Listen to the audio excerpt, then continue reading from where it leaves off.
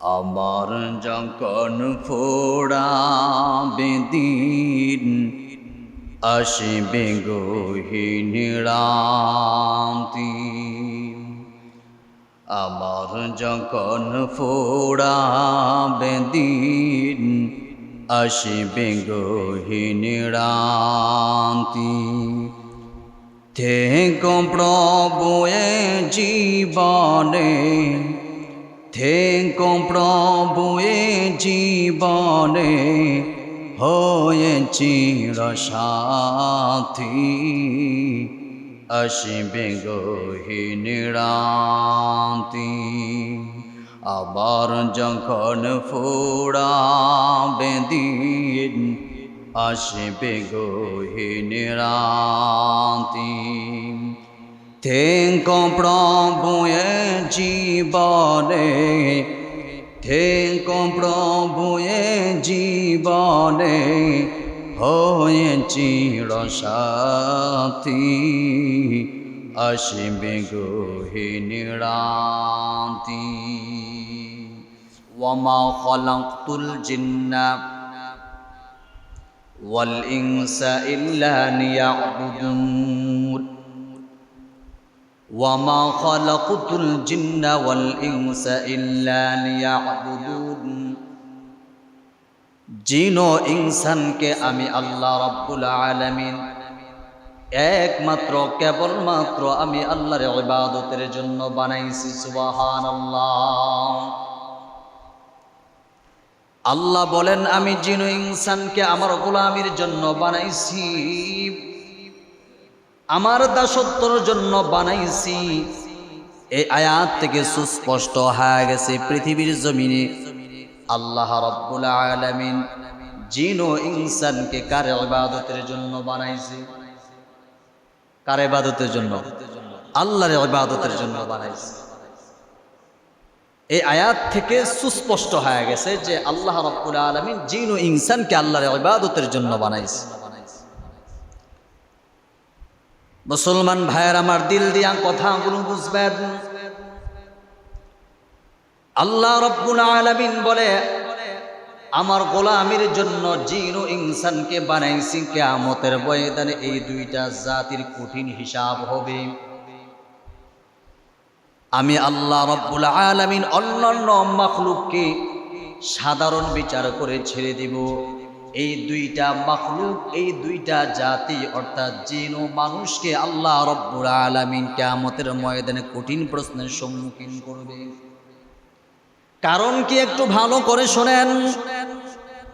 আল্লাহ কিয়ামতের ময়দানে এই দুইটা জাতির কেন হিসাব নিবে? দুনিয়ার জমিনে যত মাখলুক বানাইছে সব মাখলুক মানুষের খেদমতের জন্য বানাইছে। আর মানুষ এবং জিন জাতিকে কার ইবাদতের জন্য বানাইছে?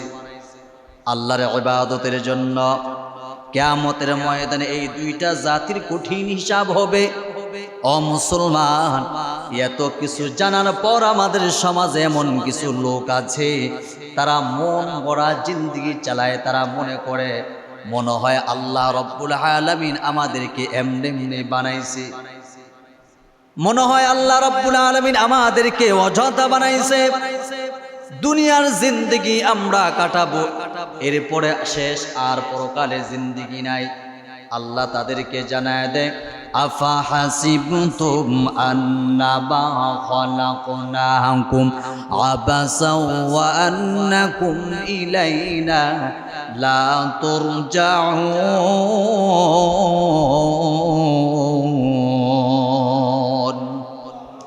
আল্লাহ বলেন অযথা আমি তোমাদেরকে সৃষ্টি করি নাই। আমার একটা লক্ষ্য উদ্দেশ্য আছে, সেটি হলো তোমরা আমার ইবাদত করবা, গোলামি করবা, দাসত্ব করবা। এমনি আমি আল্লাহ তোমাদেরকে বানাই নাই।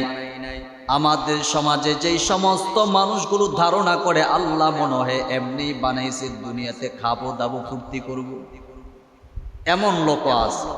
দুনিয়াতে খাবো দাবো ফুর্তি করব। পেয়ারা হাজরিন, আমাদের একটা পরিচয় আছে। আমরা কিন্তু আশরাফুল মাখলুকাত। আল্লাহ পৃথিবীর জমিনে যত মাখলুক সৃষ্টি করেছেন তাদের মধ্য থেকে সর্বশ্রেষ্ঠ সম্মান দিয়ে আল্লাহ রাব্বুল আলামিন মানুষ সৃষ্টি করেছেন। এই মানুষের আরেকটি নাম হলো আশরাফুল মাখলুকাত। অনেক দামি একটি নাম আশরাফুল মাখলুকাত। অন্য কোন সৃষ্টির নামের শুরুতে আল্লাহ লাগান নাই, শুধু একমাত্র কেবলমাত্র মানুষের নামে শুরুতেই লাগাইছে। তো আমাদের সমাজে যারা মনে মনে চিন্তা করে দুনিয়াতে খাবো দাবো ফুর্তি করব, মইরা গেলে শেষ, এমন একটা ধারণা করেন অনেকে। কয় দুনিয়াতে যেমনি ইচ্ছা মন করা চলবো, মইরা গেলে শেষ। না, এটা তো সামান্য সময়, 60, 70, 80, 90, 100, এর চাইতে বেশি বছর মানুষ এখন কমই বাঁচে। এটা তো সামান্য সময়, মুসাফিরখানা। আপনি কোথাও বেড়াইতে গেলেন, আপনার আত্মীয় স্বজনের বাড়িতে গেলেন, আপনি বলেন সেখানে কি 1 মাসের জন্য যান নাকি 2-1 দিনের জন্য বেড়াতে যান? 2-1 দিনের জন্য। এই যে আলহামদুলিল্লাহ ঈদের বন্ধতে অনেকেই বাড়িতে যাইবে, তো আবার নিজের আত্মীয় স্বজনের বাড়িতে বেড়াতে যাইবেন 2-1 দিনের জন্য। 2-1 দিনের জন্য যাইবেন, আবার চলে আসবেন। তো এই দুনিয়াটা হলো এই মুসাফিরখানা।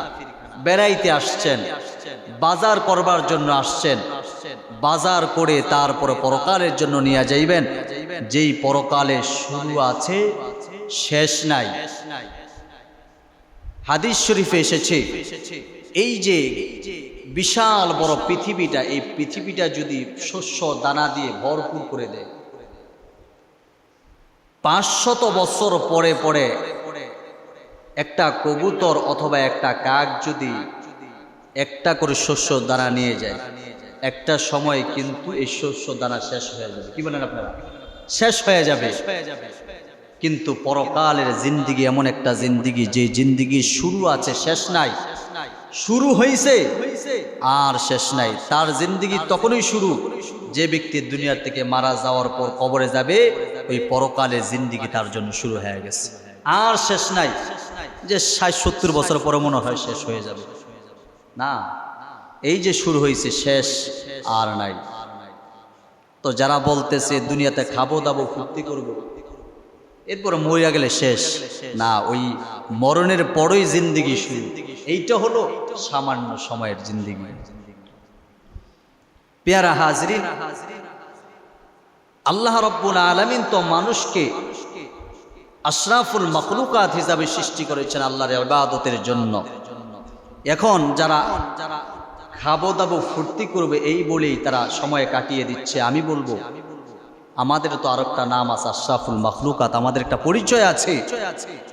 আবার খাইলে দাইলেই পেয়ারা হাজরিন আশরাফুল মাখলুকাত হওয়া যায় না। আমাদের সমাজে যে আমরা গবাদি পশুগুলো পালি, এগুলো দেখবেন ইচ্ছা মতো খায়, এরও খাবার খায়, আমরাও খাবার খাই। তাদের তুলনায় আমাদের খাবার একেবারে কিন্তু দুর্বল।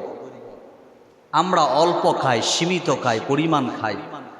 বেশি খাইলে আমাদের সমস্যা হয়। গবাদি পশুগুলো আপনি ক্ষেত খামারে দিয়ে আসবেন, দেখবেন খাইতেই থাকে, পেট ইয়া বড় হয়ে যায়, সে খায়, সকালও খায়, দুপুরও খায়, রাত্রেও খায়, হ্যার যখন মনে চায় তখনই খায়। মানুষ কিন্তু এত বেশিও খাইতে পারে না। তো খাইলেই জীবন ফুরিয়ে যাবে, খাইলেই যে আশরাফুল মাখলুকাত হওয়া যাবে, বিষয়টা এমন না। তাহলে তো আশরাফুল মাখলুকাত পশু পাখি হবে। এখন বলতে পারেন হুজুর আমরা তো ভালো ভালো খাবার খাই, গোশত খাই, মাছ খাই। আমি বলবো পশু পাখির ভিতরে, জীবজন্তুর ভিতরেও কিন্তু গোশত মাছ খায়, আছে না নাই? চিড়িয়াখানায় যারা গেছেন দেখছেন, বাঘের সামনে দেখবেন আস্তা খাসি দিয়ে থুয়ে দিছে, আস্তা গরু দিয়ে থুয়ে দিছে, রান দিয়ে থুয়ে দিছে। তারও তো খায়, আমরা তো খাই। এই খাওয়া দাওয়া দুনিয়ার জন্য আল্লাহ পাঠাই নাই। আমাদের যে পরিচয় আশরাফুল মাখলুকাত, এই আশরাফুল মাখলুকাত আমাদের সৃষ্টির শ্রেষ্ঠ জাতি হিসাবে আল্লাহ সৃষ্টি করেছেন। এজন্য আমাদের কাজও হবে ইবাদত। আমাদের যেহেতু হিসাব হবে, আমাদের ইবাদত বেশি বেশি করতে হবে। পশু পাখির হিসাব বলতে দুনিয়ার জমিনে একটা ষাঁড় গরু একটা গাভীকে গুতা দিল শিং দিয়ে, কিয়ামতের ময়দানে অভিযোগ করবে, আল্লাহ আমি তো দুর্বল ছিলাম, সে আমারে গুতা দিয়ে ফালাই দিছে। কিয়ামতের ময়দানে ওই পশুটা তার প্রতিশোধ নেবে, এরপরে তাদের বিচার শেষ। কিন্তু মানুষের বিচার কিন্তু শেষ, সেখানে শেষ না। মানুষের বিচার হবে কঠিন, কঠিনের চাইতে কঠিন বিচার হবে। যারা আল্লাহর কাছে জবাব দিতে পারবে না তাদের স্থান হবে জাহান্নাম। আর যারা আল্লাহর যে প্রশ্ন করবেন, প্রশ্নের জবাব দিতে পারবে, তাদের ঠিকানা হবে জান্নাত। এজন্য মুসলমান ভাইরা আমার,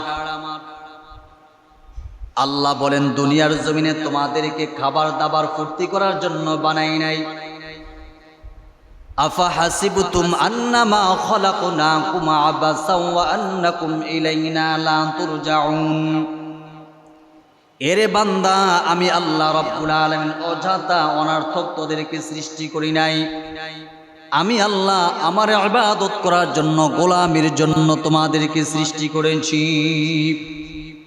এ মুসলমান ভাইরা আমার, এই জন্য সদা সর্বসময় আল্লাহর ইবাদত করা, শয়তানের ওয়াসওয়াসায় না পড়া। দুনিয়াতে খাবো দাবো ফুর্তি করবো এই চিন্তাও করা যাবে না। এই দুনিয়া হলো মুসাফিরখানা, পরকালে কিন্তু আমাদের যেতেই হবে। কবর জগৎ আছে, হাসরের ময়দান আছে, পুলসরাত আছে, জান্নাত আছে, জাহান্নাম আছে। মুসলমান ভাইরা আমার, কবরও হিসাব দিতে হবে, হাসরের ময়দানেও হিসাব দিতে হবে। আমল যদি ভালো হয়, বিদ্যুৎ আকারে আপনি পুলসরাতের পুল পার হতে পারবেন।